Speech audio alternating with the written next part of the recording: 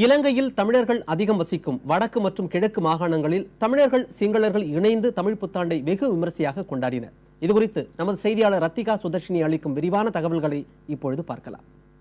இம்முறை இலங்கையின் அனைத்து பகுதிகளிலுமே தமிழ் புத்தாண்டு வெகு சிறப்பாக கொண்டாடப்பட்டு வருகிறது.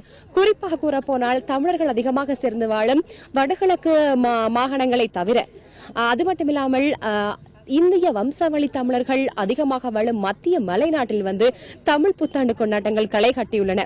குறிப்பாக இலங்கையில் கூறப்போனால் தமிழ் சிங்கள புது வருடம் என்றே கூறப்படுகிறது. அதாவது இலங்கையில் இரண்டு இன மக்களும் செறிந்து வாழ்கின்றபடியால் இலங்கை அரசால் அது தமிழ் சிங்கள புது வருடம் என்றே கூறப்படுகிறது. மத்திய மலைநாட்டை பொறுத்தவரை இந்திய வம்சாவளி மக்கள் காலை முதலே மருத்து நீர் எனப்படும் அந்த மூலிகை நீரினால் குளித்ததன் பின்னர் கோயில் வழிபாடுகளில் ஈடுபட்டு பின்னர் தங்களுடைய பாரம்பரிய கலாச்சார முறைப்படி கொண்டாட்டங்களில் ஈடுபட்டு வருகிறார்கள். அதாவது பாரம்பரிய நடனங்கள் நடத்தி அது மட்டுமில்லாமல் காலை முதல் மாலை வரை பல்வேறு விளையாட்டு போட்டிகளையும் நடத்தி அவர்கள் தங்களது புத்தாண்டு கொண்டாட்ட மகிழ்ச்சிகளில் ஈடுபட்டு வருகிறார்கள். நான் தற்போது நான் இருக்கும் இந்த பூனாகலை பகுதிகளில் மக்கள் காலை முதலே சிறப்பாக மகிழ்ச்சியுடன் உற்சாகத்துடன் தங்களது புத்தாண்டு கொண்டாட்டங்களில் ஈடுபட்டு வருவதை நாம் காணக்கூடியதாக இருக்கிறது.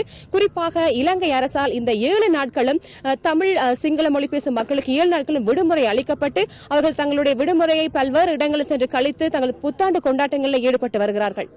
புதிய தலைமுறைக்காக ஓவா மாகாணம் பதுளை பண்டாரவளை பூனாகலை பகுதியில் இருந்து ஒளிப்பதிவாளர்கள் மதன் மற்றும் பிரேமுடன் ரத்திகா சுதர்ஷினி.